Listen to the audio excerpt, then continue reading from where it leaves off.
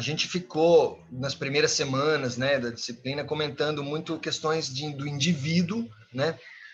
Esse texto que eu coloquei agora no fórum de notícias, para vocês verem depois, ele ainda está um pouco nessa questão de um relato individual, mas é algo que se conecta com problemas sociais, né? Então não dá para a gente ver separado, essas coisas vêm juntas, né?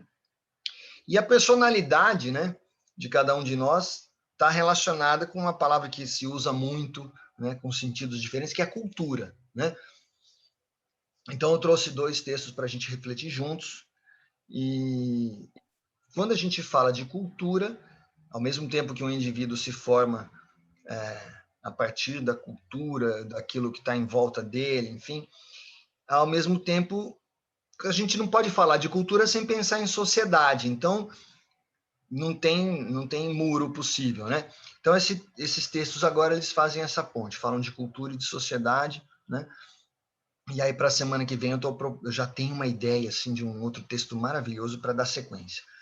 Aqui eu vou começar no século XIX. Eu sempre gosto de dar um contexto histórico aí. E a provocação inicial, vocês sabem que eu gosto também de interrogação. A minha ideia nessa disciplina é que a gente coloque sempre perguntas para refletir. Não há necessidade da gente ter resposta para tudo, mas a gente precisa saber fazer as perguntas e pensar a respeito, né? Eu confio em vocês, gente, confio profundamente. Eu acho que assim vocês têm demonstrado uma participação bonita e amanhã ou depois são vocês que vão ajudar esse país a melhorar muito o que está precisando, né? Então vamos lá, começando no século XIX, o Franz Boas, né? Um pesquisador na segunda metade do século XIX e já entrando no século XX, né? Um pesquisador judeu e alemão. Se vocês olharem a história da humanidade, da sociologia, a psicologia, vocês vão ver quanta gente que produziu conhecimento importante com esse perfil, né? Na Alemanha estava fervilhando esses pensadores. Tem até uma brincadeira do Caetano que diz, né, que só é possível filosofar em alemão. Eles estavam preocupados em entender coisas do ser humano, da sociedade. E o Franz Boas, então, olha que curioso, outra coisa interessante. Ele começa a carreira, ele ficou famoso, assim, como um dos iniciadores da sociologia, da antropologia, mas ele começou na física, gente. Ele era um cara das exatas. Olha que interessante. Como que a gente não pode fazer barreira, né? Ele estudou física, fez carreira acadêmica na física, e ele estudava a relatividade das percepções. Não tem nada a ver com Einstein, hein? Einstein é bem depois. Mas ele estava discutindo, né, pesquisando, como que certas manifestações físicas, certos materiais, enfim, têm percepção diferente, pessoas diferentes dizem coisas diferentes sobre a mesma coisa. Então, ao mesmo tempo que ele era um pesquisador das exatas, ele tinha esse olhar, peraí, por que as pessoas têm impressões diferentes? Começou a ficar, assim, pensativo com isso, né, em relação a isso. Relatividade. Então, um dos temas era a cor da água. Se você pede para uma pessoa descrever a cor da água, bom, teoricamente, eu diria que a água é transparente. Mas há uma certa controvérsia, porque no Brasil, você sabe, né? Tem água que é transparente, tem água que é mais escura, né? Então, ele começa a investigar isso, né? As diferenças na cor da água, as diferenças na maneira como as pessoas descrevem. E aí ele percebe, né, que somente as ciências exatas não dão conta, que precisa, entre outras questões, né? Bom, com 30 anos de idade, mais ou menos, ele vai para os Estados Unidos. Ele se muda para os Estados Unidos e acaba criando um curso de antropologia. Então, já vai realmente estudar as populações e tal. E continua nessa pegada de entender a relatividade. Por que as pessoas, né, recebem as coisas de forma diferente, né? Muito bem. A carreira dele fica marcada, né? Ele puxa alguns temas mais assim que ficam presentes, né, na obra dele. E um deles é o combate ao etnocentrismo. O que é isso, né? Esse aqui é um ponto legal da gente trazer. É aquela ideia, um sistema que julga todos os outros povos, todas as culturas dos povos, a partir de um parâmetro, de um padrão que é normalmente branco e europeu. Ele sabia disso, ele era um cara branco e europeu. Ele vai para os Estados Unidos e ele percebe que todo mundo julga, as pessoas se julgam, julgam as comunidades, avaliando como perfeito, assim, o cara é europeu, é branco, é estudioso, é pesquisador, tem uma série. Então, aquilo passa a ser, vamos dizer, o correto, o certo, o máximo, né? E quando as pessoas avaliam as coisas desse jeito, o que acontece? Acabam diminuindo outras culturas, né? Quer dizer, os Estados Unidos têm um monte de povos originários, né? Tribos, enfim. Então ele começa a perceber esse incômodo, né? Então ele vai criando, né? O que a gente chama hoje de relativismo cultural. Primeiro ponto, né? Que o Franz Boas coloca. É errado a gente falar de cultura, a palavra cultura no singular. O correto seria a gente falar em culturas no plural. Parece uma diferença boba, mas não é, porque quando a gente fala culturas, a gente está reconhecendo a diversidade, né? Não é simplesmente ter essa cultura ou não. Todo mundo tem diferentes formas de ver, de fazer, né? Então, ele reconhece a diversidade. Ponto fundamental. Segundo ponto, que está grudado nesse, é que a gente não deve estabelecer hierarquia. Isso que é um incômodo dele, né? Essa mania, que isso é uma coisa muito ocidental, de querer fazer hierarquia. Isso aqui é padrão ouro, isso aqui não sei o quê, essa segunda linha. Então, ele fala, não, a gente não deve fazer isso com cultura, não devemos fazer isso com gente, né? Não tem essa. Como assim? Tem gente de primeira linha, gente de segunda linha? Não dá, né? Porque ele percebe que as pessoas usam o padrão que estabelecem de cultura para fazer essa hierarquia. Ele fala, se você está usando como base o padrão de uma cultura, a cultura que você mais conhece é aquela sua, é o teu entorno, né? Então, a sua classificação vai ser tendenciosa, né? É claro, você vai ter a tendência de dizer que quem é parecido com você é o máximo, e se for muito diferente, você já vai dar aquela relativizada. Então, ele fala, não vamos fazer desse jeito, né? Essa hierarquia não é justa, né? Bom, quando a gente diz que esse é um povo que tem cultura, né? São umas frases, né, que se ouve por aí, isso é relativo. Eu vou provocar vocês com um pequeno quadro que eu fiz aqui, onde a gente vê dois eixos que são eixos importantes, né, dos nossos debates, tanto nas engenharias, na economia, em diferentes áreas. A gente tem falado muito de duas coisas: desenvolvimento tecnológico, isso é óbvio, né, e sustentabilidade ambiental, né?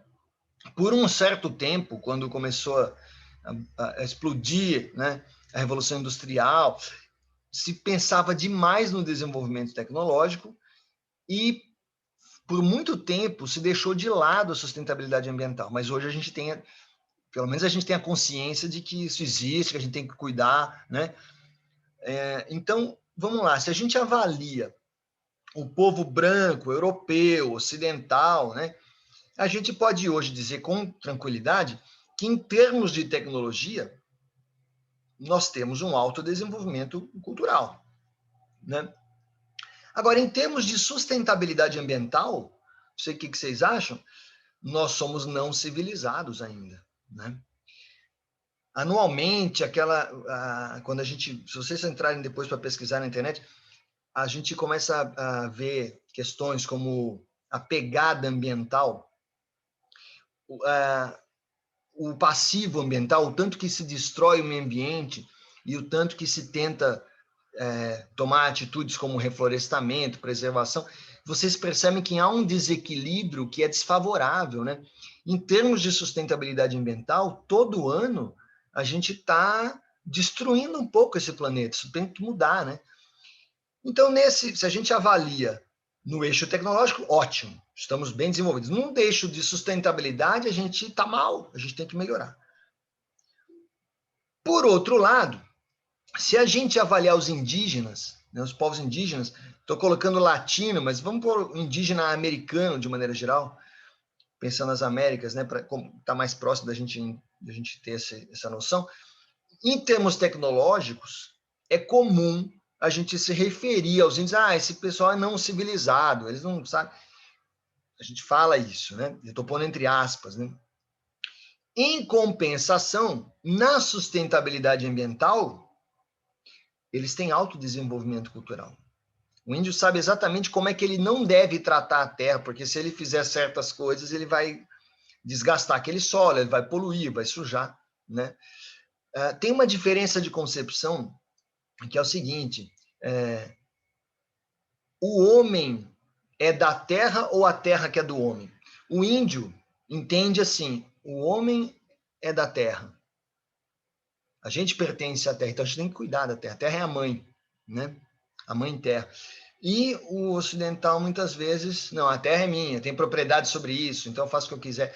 Então, essa diferença faz com que a gente, no extrativismo, a gente faz a indústria, a tecnologia, beleza, mas a gente está pecando na sustentabilidade. Ou seja, conforme o eixo que a gente olha, um lado é desenvolvido, o outro é não civilizado, uma expressão assim para provocar, tá? Bom, então a forma como a gente julga uma cultura depende de um ponto essencial. A gente está olhando de dentro ou de fora, né? Eu estou avaliando, mas eu pertenço a esta, me identifico com essa cultura ou não, né? Agora, uma rápida pesquisa aqui. Eu quero saber, nessa pequena turma de alunos que estão aqui comigo agora, quem é joseense? Certamente a gente tem alguns joseenses aí presentes, né? E tem outras pessoas que nem eu, que são agregados, que a gente veio de outros lugares e se estabeleceu por aqui, né? Então, mas temos joseenses, né? Gente que nasceu aqui em São José? Tem, né? Ah, beleza, o Juliano já deu um sinalzinho aqui, eu imagino que tenha várias pessoas aí. Ok. Então, vou perguntar para vocês, e também pode ser pelo chat, estou vendo que o pessoal está escrevendo aí e tal. Então, vamos... beleza, então, legal. Eu vou perguntar, então, primeiro para quem é josense, depois para os demais, se vocês poderiam citar, pode até ser no chat, eu vou falando aqui, se vocês poderiam citar características marcantes do josense. Fala um adjetivo aí que você atribui ao josense, vocês que são de São José. Eu vou ficar quietinho agora, porque eu acho que é prioridade de vocês que nasceram, moram aqui, se conhecem. Como que vocês se classificariam? O que o josense é? Claro que depois... associou bolinho caipira, o Luiz está colocando. Josense é que é um ser que ama bolinho caipira. De fato, é uma... Como é simbólico, né? Tem essa relação cultural mesmo, tá certo. Que mais? Que caracteriza, vamos dizer assim, a personalidade do joseense? Tem algum adjetivo que vocês usariam? Que você pode dizer do joseense? Vai lá, não vamos nos limitar ao bolinho caipira. Eu sei que a gente tem mais coisas para dizer. E depois eu vou vou dar minha opinião também, assim, né, na hora que chegar, que eu abrir para a turma, para todos os demais. Eu acho que o joseense é um cara que está meio desconfiado, não está querendo.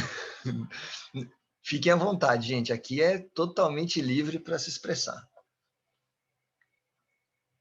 Não? Ó, vou fazer o seguinte. Vou abrir de modo mais amplo, tá? Para qualquer aluno, qualquer pessoa que estiver aqui na nossa reunião, que quiser falar alguma característica que vê no joseense.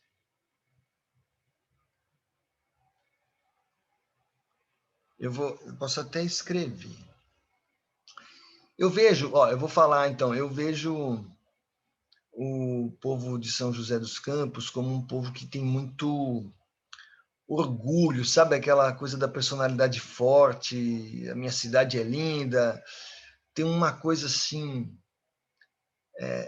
eu acho que orgulho define bem. Eu vou colocar aqui no chat, né? É um povo orgulhoso, sabe? Porque às vezes você vai num lugar e as pessoas ficam meio cabeça para baixo, né? E aqui não, aqui o cara fala, não, sou joseense e tal. Fala com uma certa imponente, assim, né? Que mais? Tem alguma outra característica? De manhã é mais difícil, né? Muito bem. A questão é, quando a gente faz esse tipo de pergunta, quando a gente tá, pode ser conversa, onde for, né? O tipo de resposta vai depender um pouco de se a gente está falando de dentro ou de fora. Eu não sei, por exemplo, se uma pessoa que nasceu e viveu a vida toda por aqui, se esse adjetivo que eu coloquei, orgulhoso, se isso é uma coisa que às vezes vocês podem não reparar ou então não concordar. Pode ser que você fale, não, professor, não tem nada a ver e tal.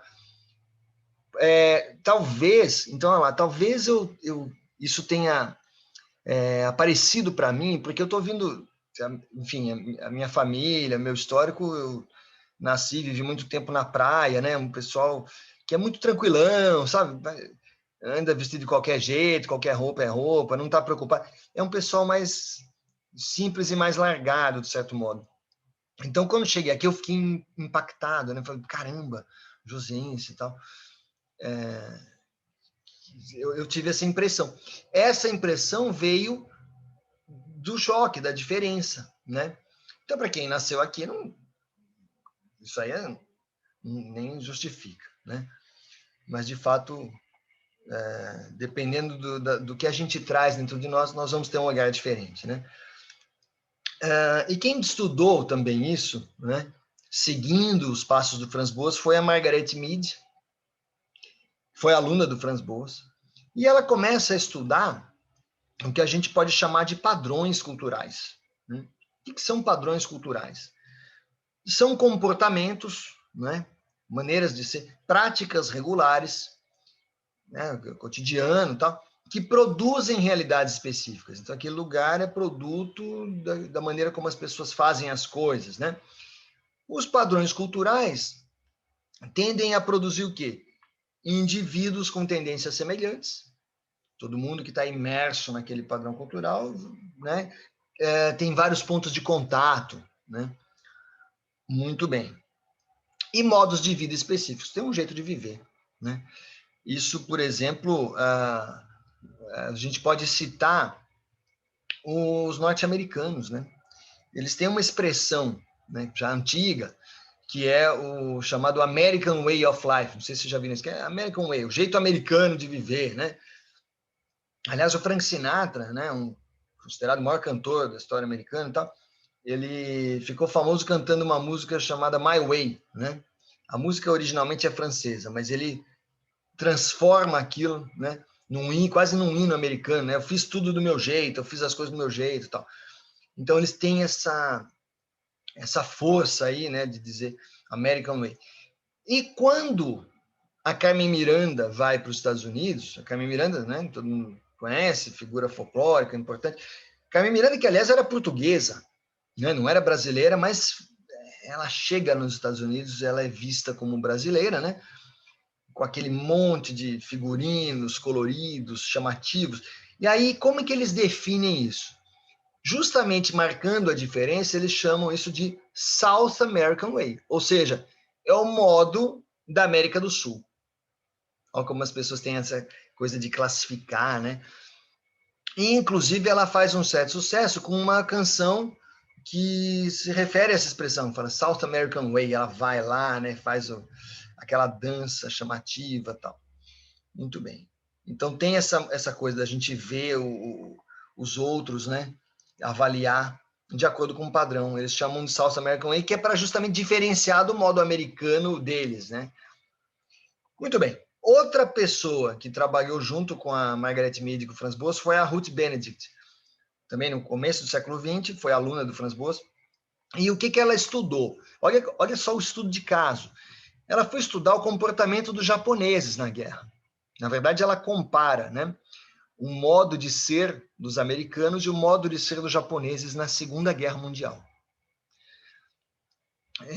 E aí ela descobre, ela, né, chama a atenção para o fato de que os padrões culturais aparecem na guerra. Exemplo, qual era, vamos dizer assim, uma arma muito importante dos japoneses na Segunda Guerra Mundial? Provavelmente vocês já escutaram essa expressão. Eram os kamikazes. Vocês já devem ter ouvido isso. O que é o kamikaze? Os kamikazes são aqueles soldados, enfim, são aqueles pilotos de avião, era muito na via aérea que acontecia isso.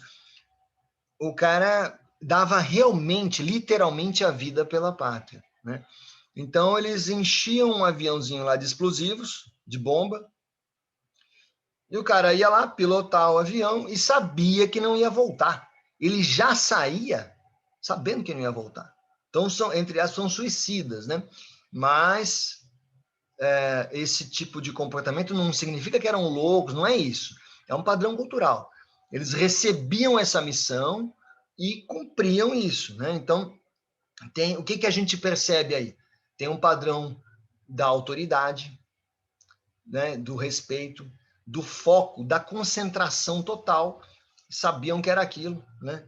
Obediência, algo que assim, né?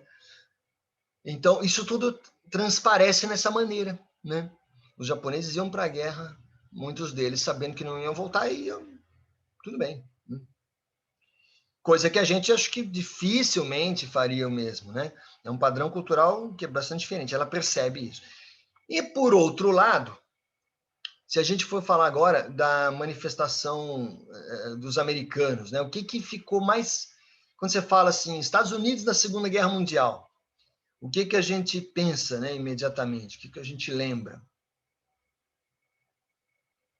Pelo menos eu, quando penso na participação americana na guerra, vem à minha mente as bombas atômicas, né? É outra história, totalmente diferente.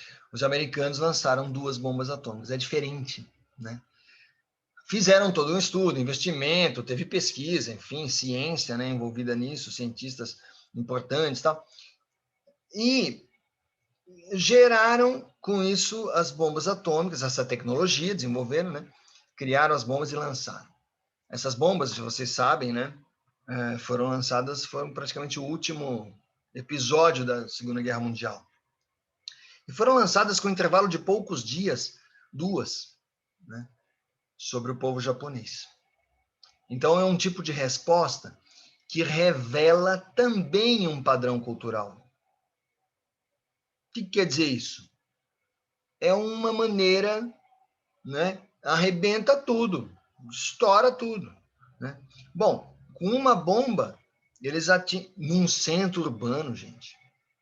Você atinge ali 100, 200, 300 mil pessoas, né? De certo modo, os ecos dessas bombas ainda existem no Japão de hoje, se você for ver, né? E uma coisa traumática, uma coisa difícil. E não contentes com isso, uma segunda bomba, já assim, com a coisa praticamente liquidada. Como o pessoal às vezes fala, fatura liquidada. Aí eles vão e jogam a segunda bomba. Então, hoje muitos historiadores questionam, né? Pô, mas precisava disso? Né? Qual o intuito, né? É uma questão, né, para a gente refletir. Mas demonstra um padrão cultural diferente, né? Então, ela chama atenção para isso. Muito bem. A Ruth Benedict e a Margaret Mead foram muito importantes também numa outra seara. Eu sei que nós estamos aqui numa turma com várias moças maravilhosas aqui. E essas 2 pesquisadoras, elas são importantes para o movimento feminista. Por quê? Elas começam a argumentar sobre, discutir, enfim, a questionar o conceito de dona de casa, que era muito comum. Bom, até hoje, né, fala-se muito disso, como se em determinadas comunidades, né, ainda tivesse que ser assim, uma coisa que a pessoa nasce menina, tem que arrumar um bom marido, cuidar da casa, ter os filhos, cuidar dos filhos.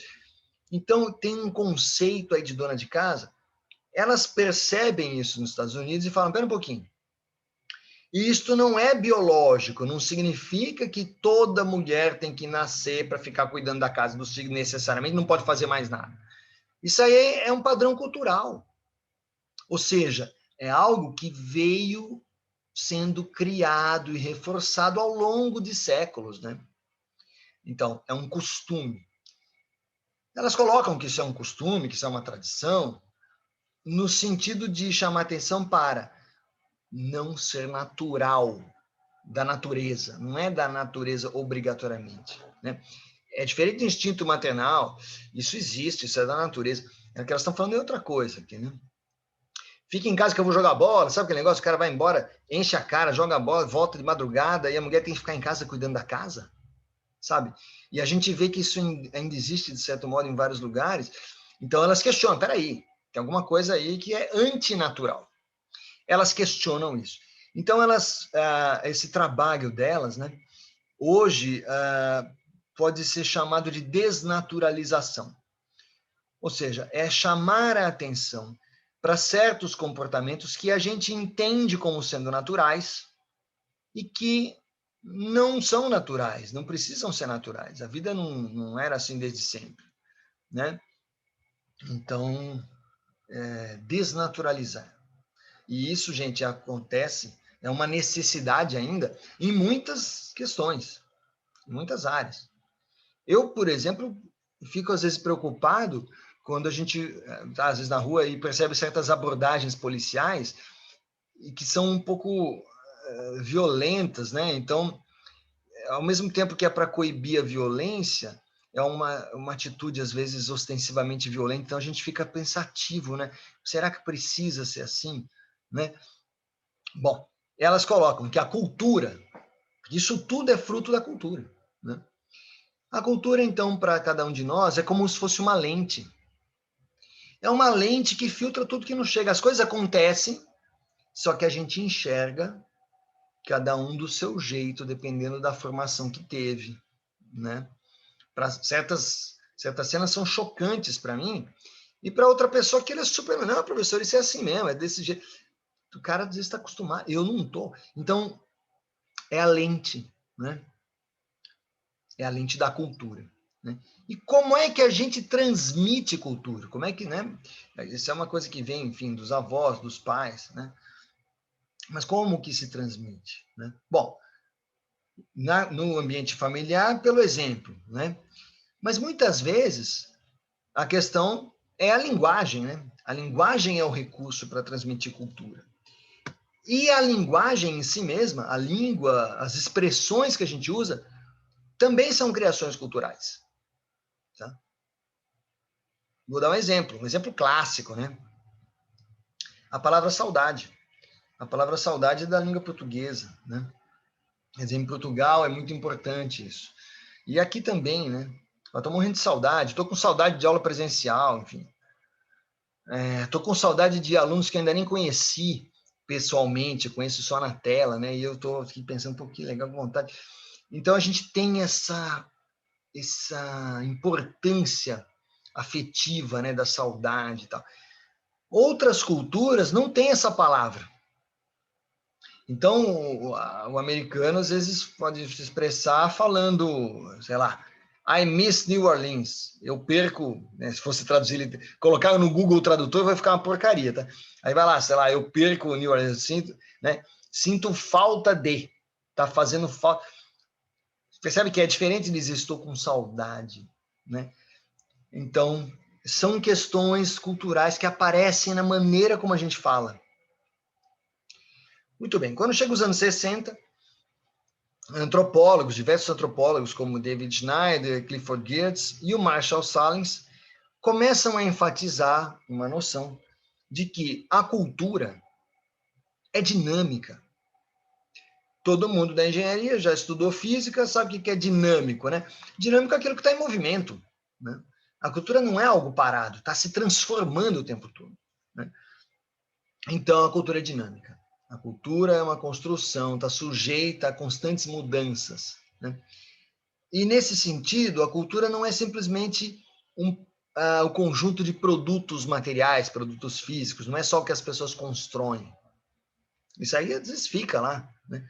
Mas é o que as pessoas pensam, a maneira de pensar, a maneira de conceber. E isso é compartilhado através da linguagem, né? Teus pensamentos você transmite pela linguagem.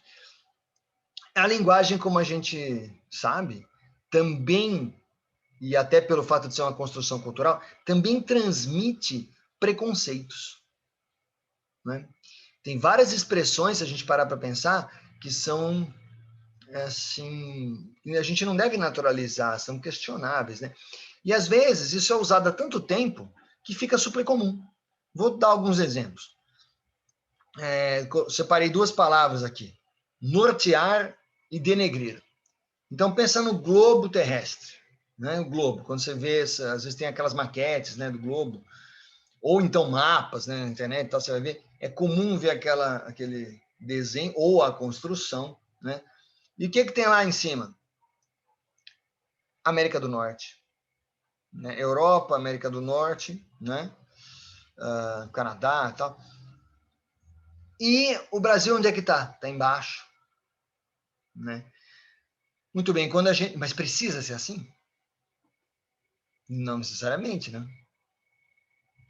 Então a criança olha aquilo e fala, ué, mas se a gente está no Brasil, por que eu não estou caindo? Né? A criança não tem essa noção de gravidade, nada disso, então ela estranha. Não está naturalizado para ela que tem que ser daquele jeito. Se você mostrar o globo, ela fala, se eu tiver aquilo, a pessoa cai. Né? Você tem que explicar, é complicado mesmo. Quando a gente fala a palavra nortear, é dar um norte. Significa o quê? Se o cara que tá sem rumo está no sul, sei lá, fica nas entrelinhas, um negócio meio complicado aí. Não, vai em direção ao norte. Você tem um norte na vida, você tem um destino, tem um sentido, valorizando isso, né? E, pior ainda, o denegrir. O que é denegrir? Denegrir é falar mal, né? Falou mal, cara, desmereceu a pessoa, né? Ofendeu, enfim. Denegrir. Ninguém fala debranquear, você percebe? Então, é uma construção cultural que a gente tem que avaliar. Será, né? Às vezes você está numa conversa e escapa essas palavras porque você ouve a vida inteira, né? Aí você vai escrever um texto, vai produzir, vai fazer um projeto, enfim. Tomar um pouco de cuidado com essas palavras, porque elas têm alguma coisa que está sendo dita por trás ali, né? E fica assim o meu convite, né? Para quem lembrar de alguma palavra, alguma expressão, às vezes, que traduz uma visão de mundo, pode colocar. A gente pode depois conversar. Se alguém quiser escrever no chat, vir falar, tem palavras que, enfim, trazem pensamentos que vão além do significado exato da palavra. Né? Tem outras coisas por trás. Talvez a gente, fazendo esse exercício, né, a gente consegue lembrar várias outras expressões. Muito bem.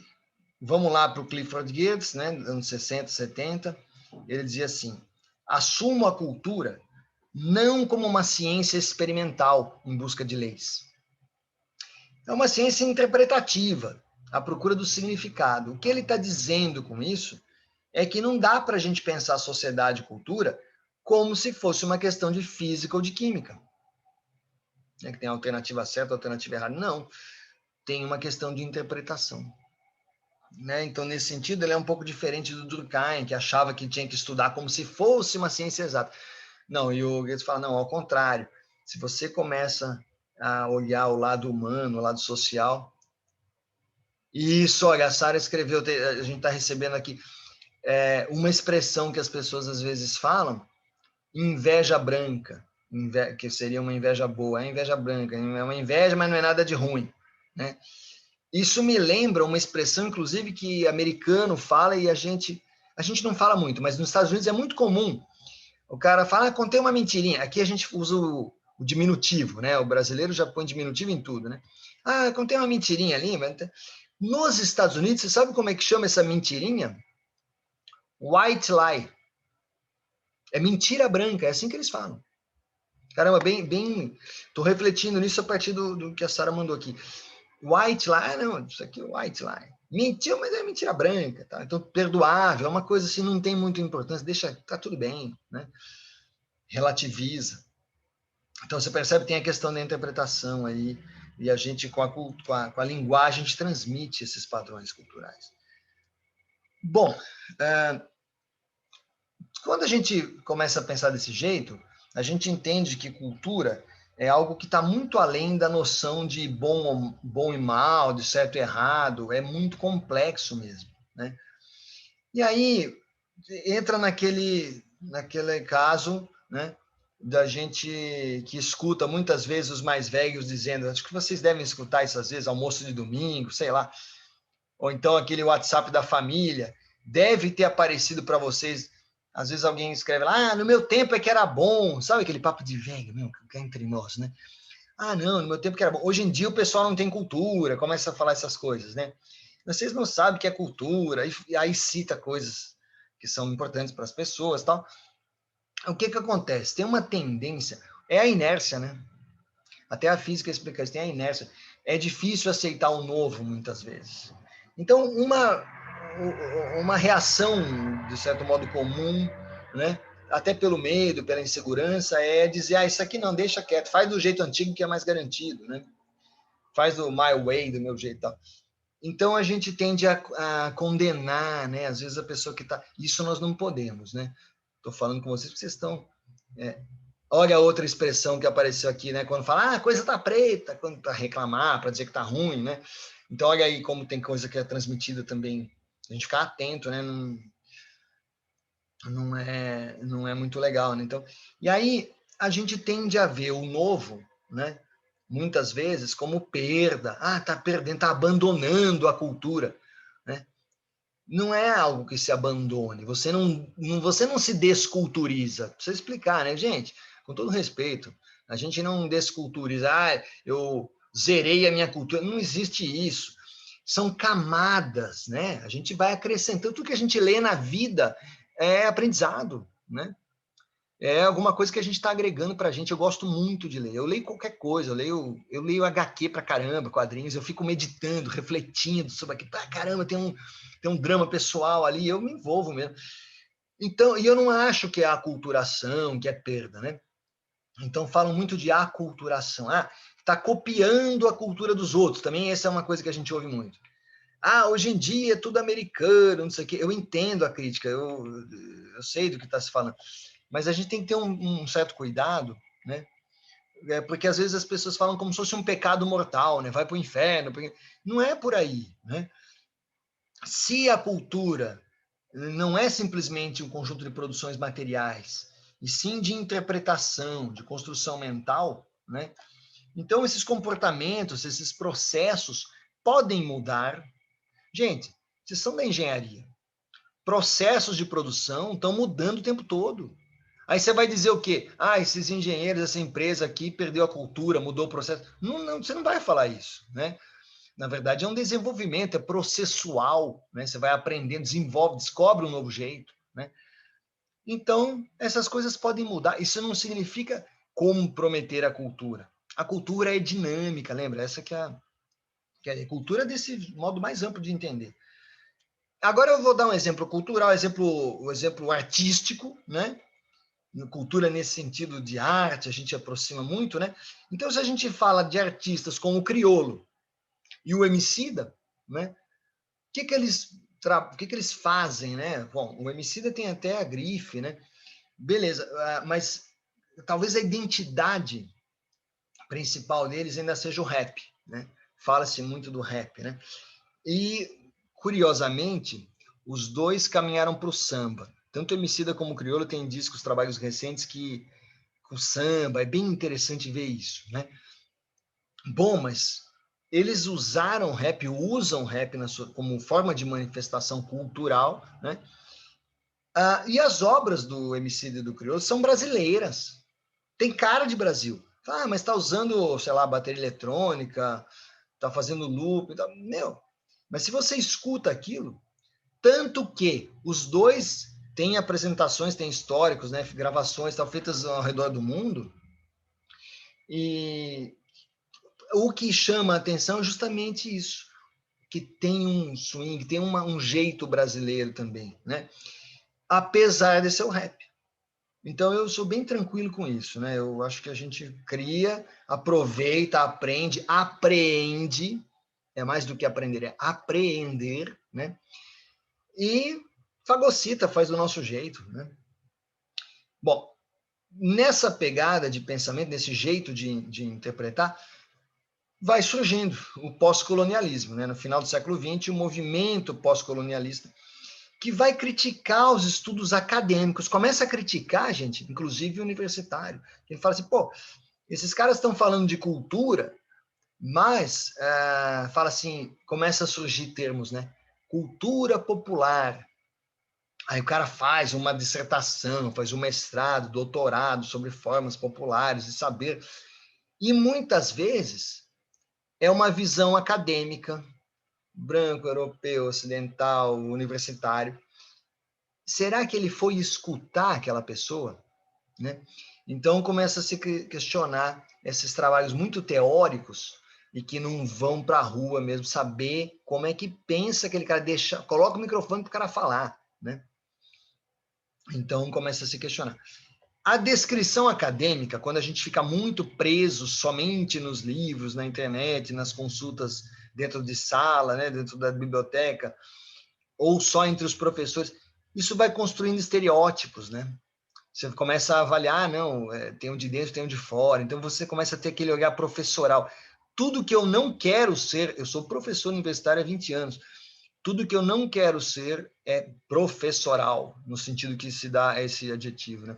O cara é professoral. Foi bater um papo, mas daqui a pouco estava dando uma aula, gente. É um pouco chato, né? Então, o pós-colonialismo vem criticar isso, né? Eu, muitas vezes, tem um amigo meu que é professor, é um cara ótimo, né? E quando ele começa a falar, tem hora que eu até falo, pô, já virou aula, né? Sabe? Vamos com calma, né? Esse é o ponto de partida. Pode falar. Pode falar, quem quer falar? Abra seu microfone. Não? Estou louco para ouvir a voz de vocês, porque eu não quero ficar professoral aqui. Bom, eu estou aqui, vocês fiquem à vontade, tá? Na verdade, essa ideia do pós-colonialismo é o que desenvolveu a noção, hoje em dia muito difundida, de lugar de fala. Vocês já escutaram isso? Lugar de fala? Ou já leram? Tipo, tal pessoa, você não pode falar disso, você não tem lugar de fala. Quer dizer, você está falando. É como se, por exemplo, eu fosse falar agora para vocês do movimento feminista negro. E aí. BBB. Olha aí, Big Brother é cultura. Eu não assisto nada do BBB. Então, vocês podem e devem trazer comentários, porque eu não. Realmente eu não sei. Né? Eu ainda estou muito, né, na academia, não tenho muito tempo e tal. Mas eu estou super aberto para ouvir. Então, essa coisa de lugar de fala está muito em voga. Né? Não faz isso, aqui você não tem lugar de fala, vai. Não vem agora você querer dizer que sabe, né? Você não tem lugar de fala. E é uma coisa também que a gente pode questionar, porque, veja, se a gente for muito radical, a gente vai negar a possibilidade, talvez, de uma empatia, né? É possível você se solidarizar, não é? O fato de eu ser branco não impede que eu fique chocado e revoltado e solidário em relação aos negros que sofrem violências no Brasil, de modo assim claramente preconceituoso, que se fosse um branco na mesma situação não sofreria, né?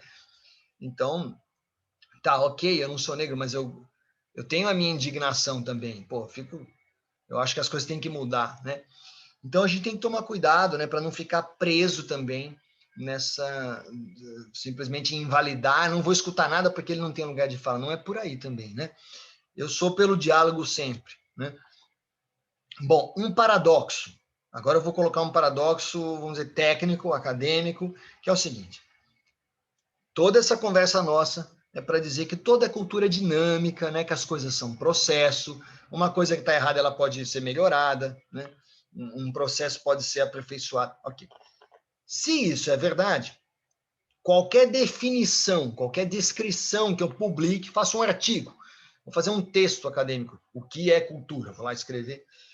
Daqui a 10 anos, se alguém for ler, eu mesmo, se eu for ler, vou achar que está ultrapassado, provavelmente, está obsoleto, né? Por quê? A gente não está dizendo que é dinâmico? Então, sinto muito, faz parte, né? Isso significa, algo que para alguns é angustiante. Eu vou falar, gente, a base do bom relacionamento é a transparência, né? Então eu vou contar aqui para vocês. Vocês estão na faculdade, vocês estão aprendendo, vão aprender técnicas, né? Softwares, enfim, várias coisas vocês vão utilizar, recursos, ferramentas. Daqui a 10 anos, gente, muito disso já vai estar superado, né?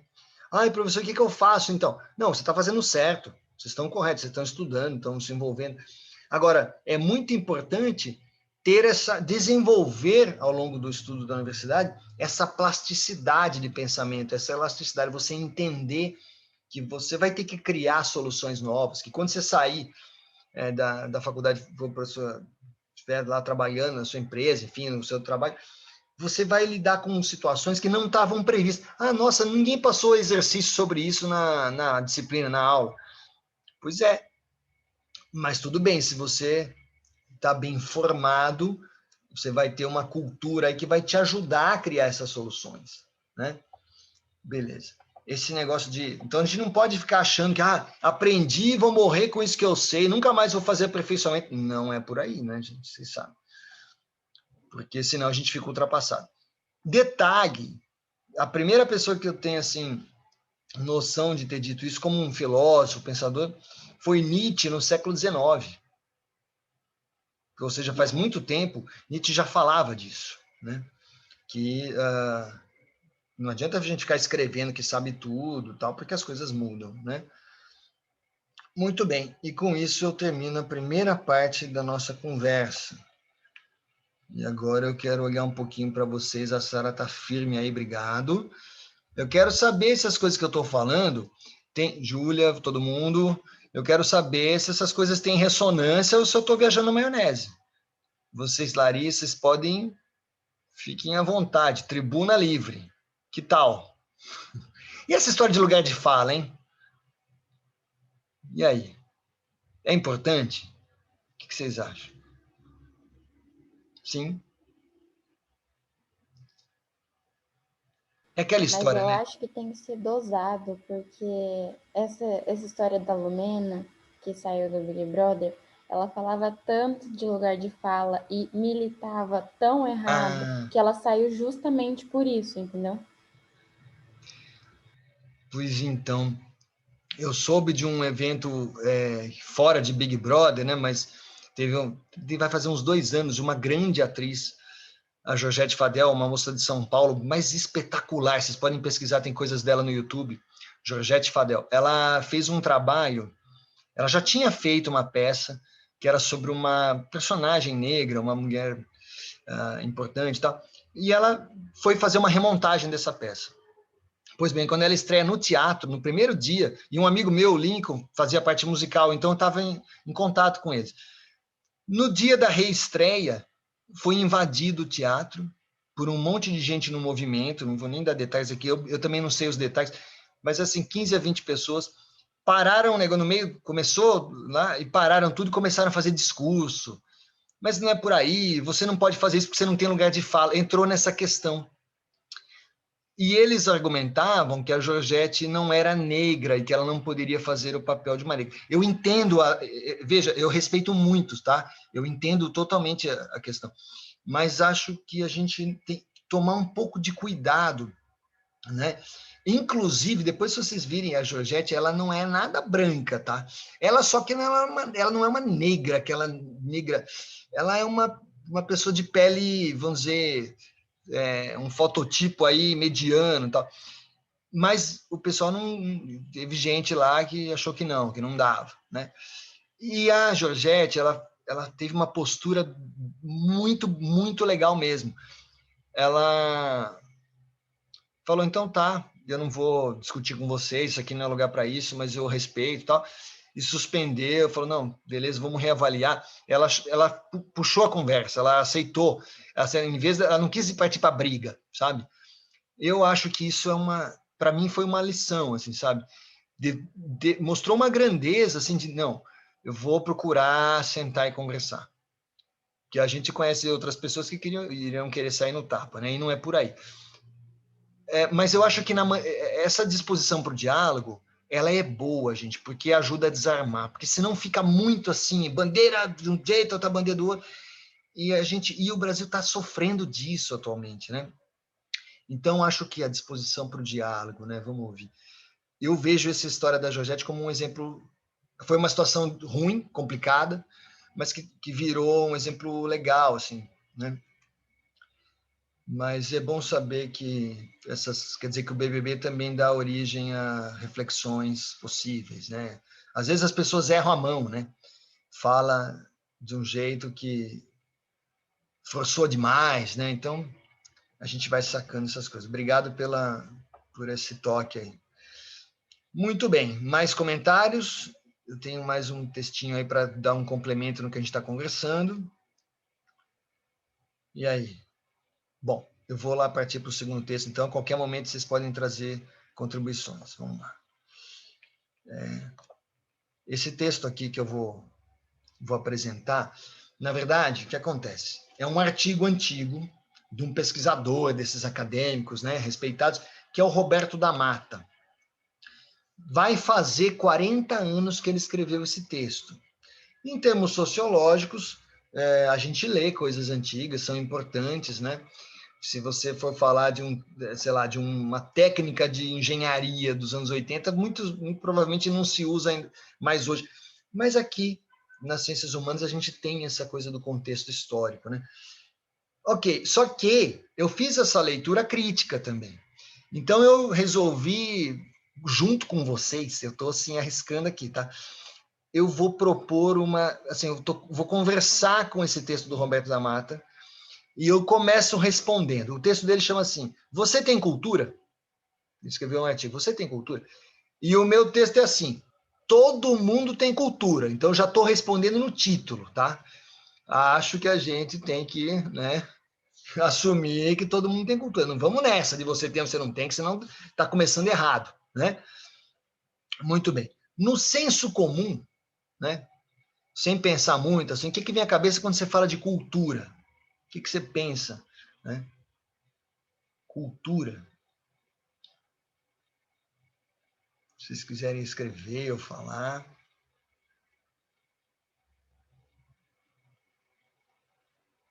Cultura. Cultura é algo que se compra, se adquire. Olha, eu vou dizer o seguinte, uma confissão. Uma boa parte do meu salário mensalmente eu torro em livro. Nossa, eu compro um livro gibi direto. Assim. Se a pessoa fala, você é louco, né? Quem vem me visitar aqui em casa não tem espaço para mais nada. Né? Então, a Isa está colocando, a Camila, legal. Então, cultura está relacionado com costumes, né? Tradição, hábitos. Aí você fala assim, mas essa casa tem muito livro. E eu penso assim, você não conheceu a casa do meu pai e da minha mãe. Né? Lá em Santos, as paredes eram, né? Era só estante. Então, naturalmente, ninguém me ensinou assim, olha, você tem que... Não é isso. Mas a gente, né? Vai criando isso, né? Vai pegando esse padrão cultural. Então, são hábitos mesmo, né? Que a Camila está colocando, são costumes, né? Muito bem. Concordo, né?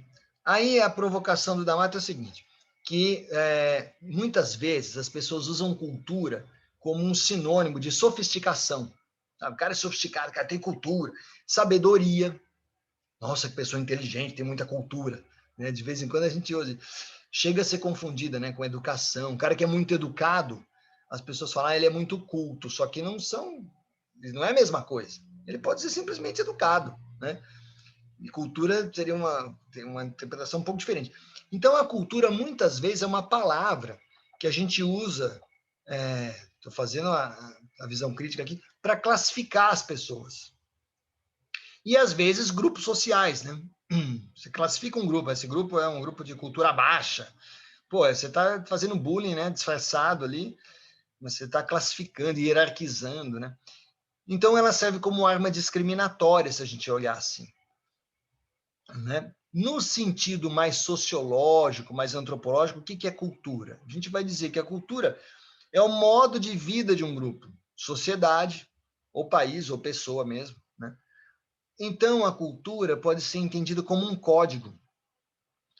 É um código de ética, inclusive. através do qual as pessoas de um dado grupo pensam, classificam, estudam e modificam o mundo. Tem certos costumes que, se a gente ouvir falar, fala que absurdo, isso é um negócio muito louco, né? Por exemplo, tem lugares do mundo, até hoje, onde a mulher, quando casa, ela tem que cobrir o cabelo, viu, Sara e turma aí? Tem lugares do mundo, países, que as meninas cabeludas, né, aí casou, põe véu e cobre. E isso na Idade Média, se vocês olharem, é muito legal você ver, entra na internet, pesquisa lá gravuras medievais, figuras medievais, vocês vão ver, tem imagens, muitas imagens das mulheres com chapéu, né, com véu, e aí pode crer, ou é religiosa, ou é moça casada. Né? E detalhe, casava com 15 anos, né?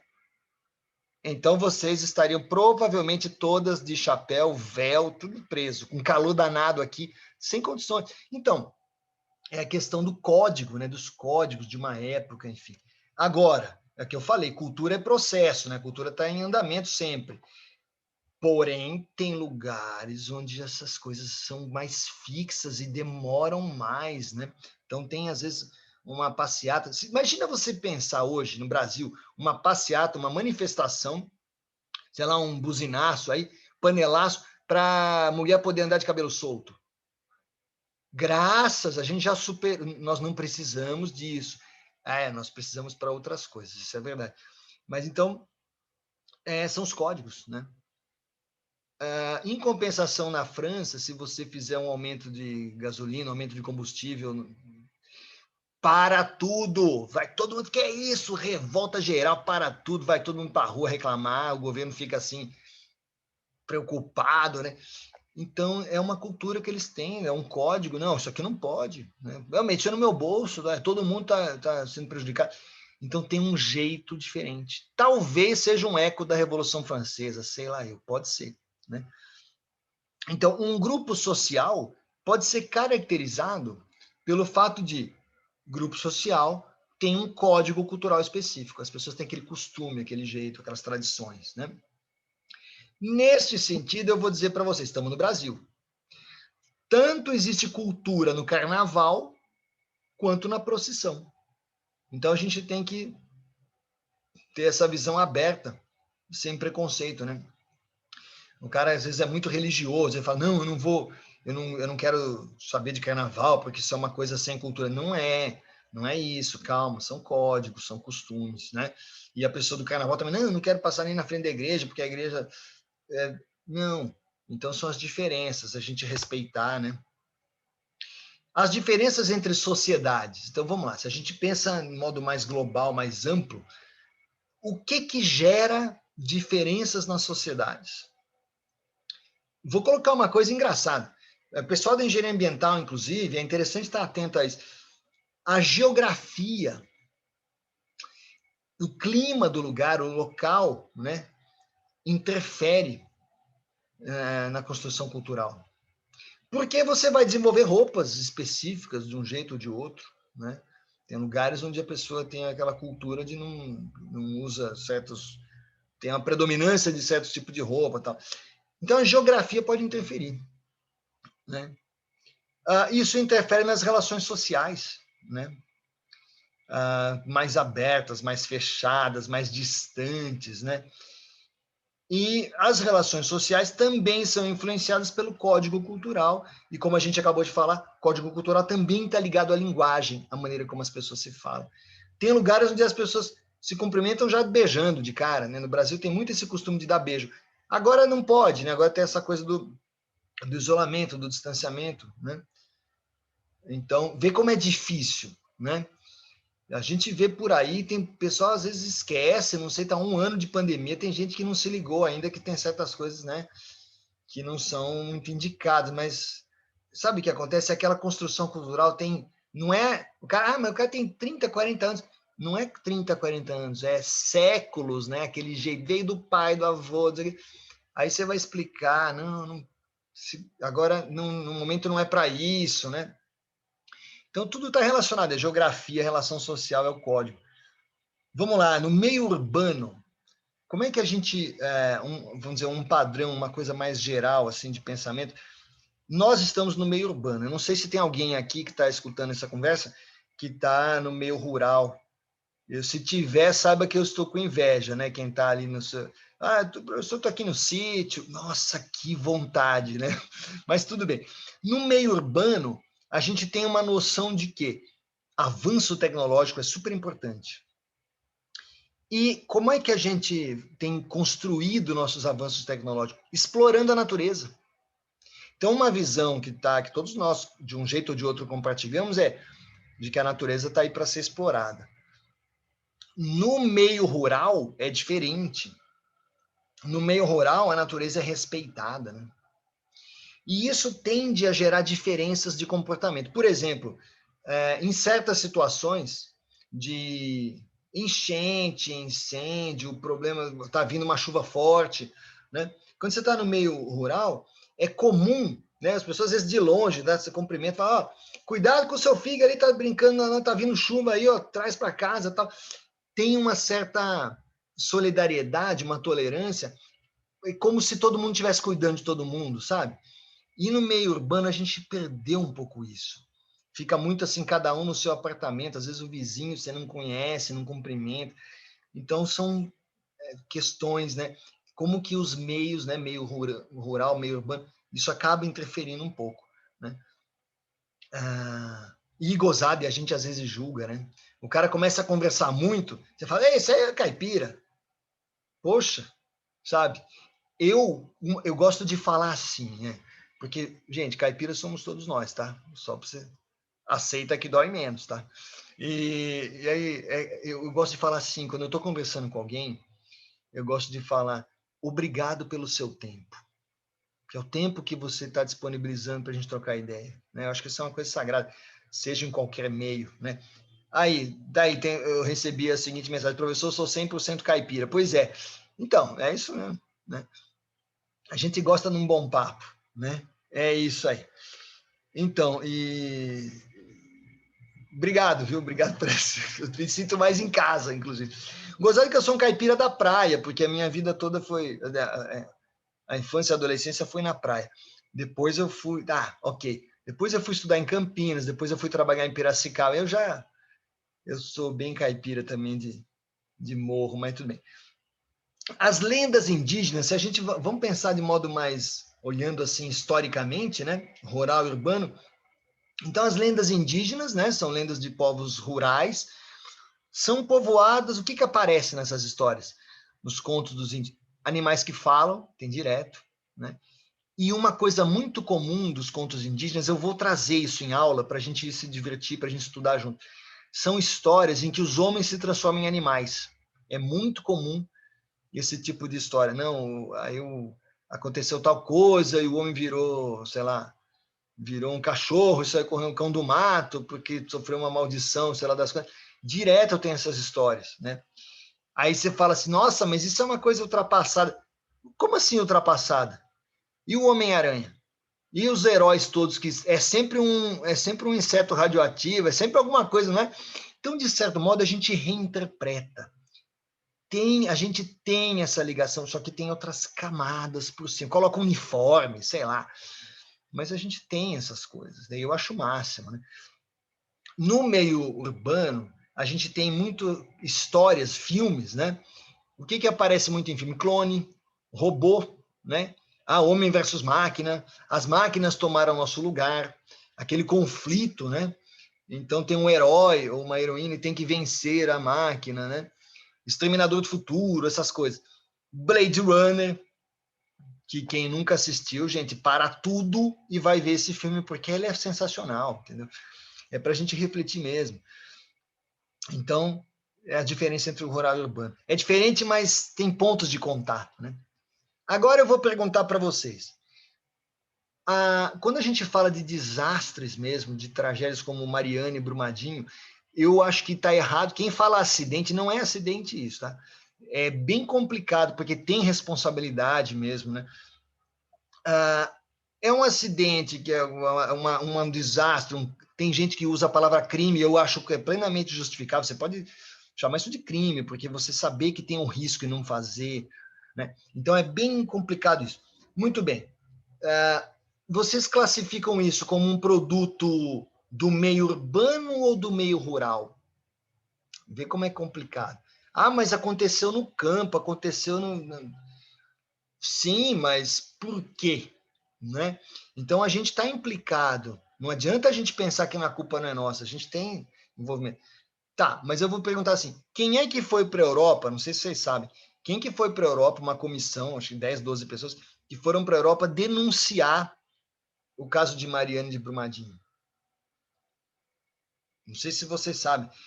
Teve uma comissão indígena, vários líderes indígenas, que foram para a Europa e fizeram palestra, inclusive na Alemanha e na França, para denunciar, para falar sobre Mariana e Brumadinho, porque para eles é questão de vida ou morte, entendeu? Eles estão vendo, é como se estivesse morrendo uma parte do país, é como, sabe, perdeu uma parte do corpo. Então, eles foram para a Europa denunciar, né? Então, você vê, não dá para a gente fazer essa separação, né?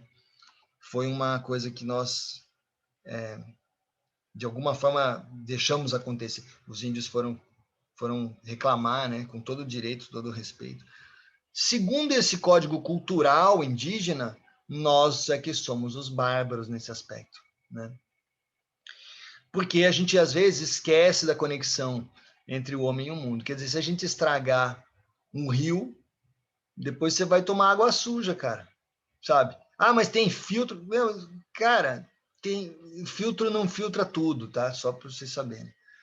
Então, essas questões ambientais são super importantes. Gente, esse problema ambiental é algo, esse olhar, tá, para o meio ambiente, é algo super importante em todas as engenharias, tá?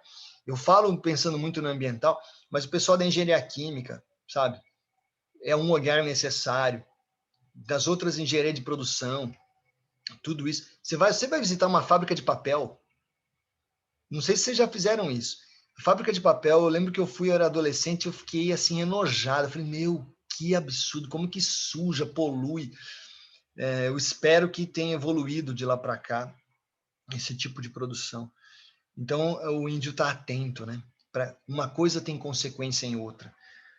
Bom, o movimento decolonial, o pensamento decolonial é algo que tem surgido na América Latina, né, produção nossa, ou seja, a gente não precisa ficar só copiando europeu e americano, tá? A gente tem pessoas pensando modos de produção nossos aqui. É uma escola de pensamento Peru, Equador, né, Venezuela, Brasil, Colômbia, que tem por objetivo libertar a produção de conhecimento do eurocentrismo. É não ficar simplesmente querendo copiar. Eu tenho contado para os meus alunos uma visita que eu fiz à Colômbia, onde eu fui conhecer uma comunidade rural que tinha construções, pessoal de civil, por exemplo, tinha construções feitas com materiais que a gente chama de alternativos, né? Então, você tem lá um sobrado feito basicamente com bambu. Gente, quando me convidaram a entrar, você olha, é praticamente um raio-x de uma casa, você vê, era uma estrutura, estavam fazendo ali. E aí a pessoa me convidou para entrar lá e subir. Quando eu vi que tinha que subir uma escadinha ali, eu falei, meu, você... E eu assim, eu sou pesado, será que esse negócio, né? Eu confesso para vocês, eu fiquei meio cismado, como diz mineiro, fiquei meio cismado, sabe? Falei, caramba. E fui lá, o negócio é totalmente, sabe? É um outro tipo de tecnologia, um outro tipo de pensamento, né? E a gente fica, não, mas porque, de certo modo, eu estava julgando com a minha cabeça de, né, professor acadêmico, universidade, eu achei muito diferente. Você vê como que é? E aí subi lá, depois eu saí e falei, caramba, gente, nós temos muito a aprender com esses caras, né? E custo baixíssimo, né? Assim, a gente sai e vai pegando as coisas, tem um tratamento que faz, né? Porque chove muito ali também, então tem que ter esse tratamento. Mas eles têm um know-how, têm um conhecimento. É muito legal a gente ficar atento a essas formas de produção, tentar estudar também vamos dizer, esse conhecimento que nasce perto da gente, né? O movimento decolonial, então, ele critica o predomínio que é imposto da cultura ocidental e que eles veem como base do imperialismo, né? É isso que faz essas construções culturais, que fazem a gente ficar muitas vezes, em vez de querer ter ideias novas, ficar querendo copiar uma coisa, lá que é bom, que é de tal jeito. Calma, não precisa ser assim, né? Então, eles falam que a gente tem que horizontalizar a relação entre culturas. Não deixe dizer que o cara é superior, não fique batendo continência para a bandeira do outro país, entendeu? Não é por aí, gente, sabe? Não tem maior nem pior, é diferente, sabe? Então, a gente tem coisas para trazer, para agregar também, né?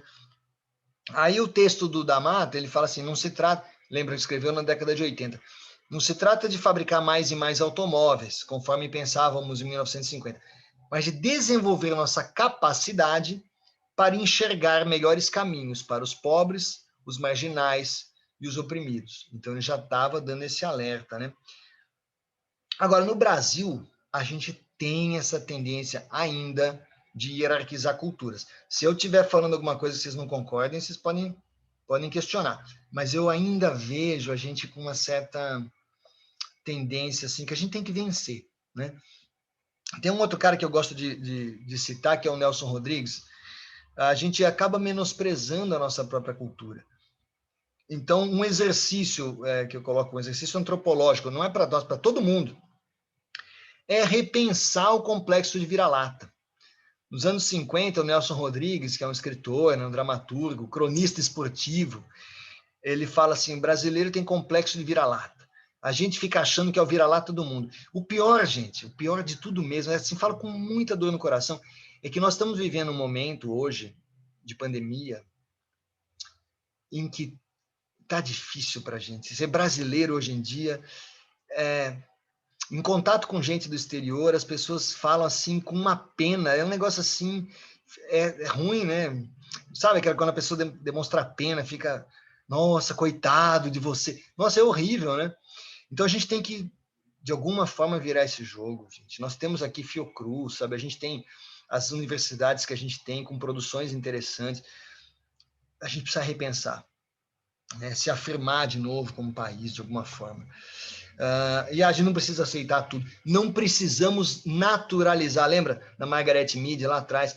Ela falava isso, não, gente, isso não é natural. Não precisa ser sempre assim. Aí eu pergunto para vocês, alguém já fez isso? Então, será que a gente pode agora, para terminar a nossa conversa de hoje, falei para caramba, né? Quem que a gente tem de exemplos? Vocês poderiam citar exemplos de pessoas assim próximas da gente, sei lá, brasileiros, né? Que têm feito produções de respeito, que têm criado coisas, têm se destacado, né? Venceram o viralatismo, né? No caso do Nelson Rodrigues, quando ele criou essa expressão, quando o Brasil, em 1958, o Brasil ganhou a Copa do Mundo de futebol. Aí ele fez um texto no jornal, e o texto, a título era Deixamos de ser vira-latas. Ele fala, Brasil é o melhor do mundo. Então foi um negócio assim louco e tal. E aí depois teve uma... Aí passou vários anos, né? Em 66 o Brasil teve um péssimo desempenho, e aí ele escreveu, voltamos a ser vira-latas. Então é para a gente repensar. Bom, mas tentando sair... Esquece futebol, vamos tentar outras áreas. Talvez engenharia, arquitetura, né? Eu penso, por exemplo, Oscar Niemeyer, na arquitetura, uma referência mundial, né? Eu penso na publicidade, não só Washington Oliveto, como tantos criadores publicitários, né? Nos estudos ambientais, no desenvolvimento agroecológico, na Embrapa, né? Lugares do Brasil onde tem tanta produção interessante. Sei lá, mas eu quero ouvir vocês, outras, mesmo nas artes, né? Pô, nas artes a gente é primeiro mundo, a gente é top, né? Quem que seria referência para vocês? Vocês acham assim, esse cara é referência internacional, sei lá. Citem, dê exemplos para mim, eu quero aprender com vocês. Eu tenho os meus exemplos também, mas eu quero ouvir vocês. Ó, na literatura, os modernistas, 1922, que vão depois para a Europa, o pessoal das artes, né? Anita Malfatti, enfim, a gente tem produções artísticas, que tem Portinari exposto em vários países, enfim, né? Que mais? Na música, né? A turma da Bossa Nova, Tom Jobim. Tudo bem que, assim, se você for olhar a história, Tom Jobim e a turma dele, né, o pessoal da Bossa Nova, o Baden Powell, Eles explodiram, estouraram no mundo quando? Quando eles fizeram um concerto em Nova York. Eles vão para os Estados Unidos, fazem uma apresentação no Carnegie Hall, e ali ganha o mundo, fica todo mundo falando, vira chique. A tal ponto que o maior cantor na época, o Frank Sinatra, resolve fazer um disco com o Tom Jobim. E ele fez 2, inclusive, né? E uma coisa engraçada é que, se vocês olharem, é referência cultural, né? Referência pop, assim, eu falo bastante. O Frank Sinatra, ele fez uns 80 discos na vida dele, um monte de coisa. Somente em 2, na capa, assim, aparece o nome inteiro dele, Francis Albert Sinatra. Ele não usava isso. Todo mundo dá um nome, sobrenome, acabou, né? Só tem 2 discos. Sabe quais? Foram os discos que ele fez com o Tom Jobim. Que ele achava o negócio tão chique, tão assim, top, que ele falou, não, isso aqui eu não vou falar Francis Albert Sinatra. Olha só o respeito, gente, que legal. Então, assim, né? Naturalmente que o Tom Jobim também falou, ok, no piano você pode colocar Antônio Carlos Jobim. Então, assim, são situações, né? E os tropicalistas também. Aí Caetano, Gil, Gal, a Bethânia, enfim, Tom Zé, do Brasil para o mundo. Né? São referências culturais da América Latina, né? Em outros países também. Então, é só para a gente finalizar essa conversa, trazendo essa ideia, né, de que tem muita coisa boa acontecendo aqui também, né? A gente tem que valorizar. Mais para frente, vocês vão começar a trabalhar, produzir artigos para o INIC, vão fazer trabalhos sensacionais. Eu desejo, do fundo do coração, poder orientar trabalhos, de repente, de alguém que se interesse, né? Eu gosto muito dessa parte ambiental, enfim, mas eu tô assim, eu sou bombril, eu estou disposto a conhecer coisas novas também, né? E aí, quando a gente começa a produção nossa, a gente vai, aos poucos, né, vai virando gente grande. Eu também estou virando gente grande agora, tá? Isso aqui é só, não impressiona não, que eu estou estudando, estou aprendendo, tá? E aí, uma coisa legal, gente, é compartilhar as coisas que a gente faz. Por exemplo, essa turma aqui é uma turma que tem alunos de várias engenharias, é uma turma mista, que eu acho muito legal. Procurem manter, é legal se a gente consegue manter essa amizade, esse contato. Amanhã ou depois, vocês vão fazer TCC e vão ser trabalhos completamente diferentes um do outro, né?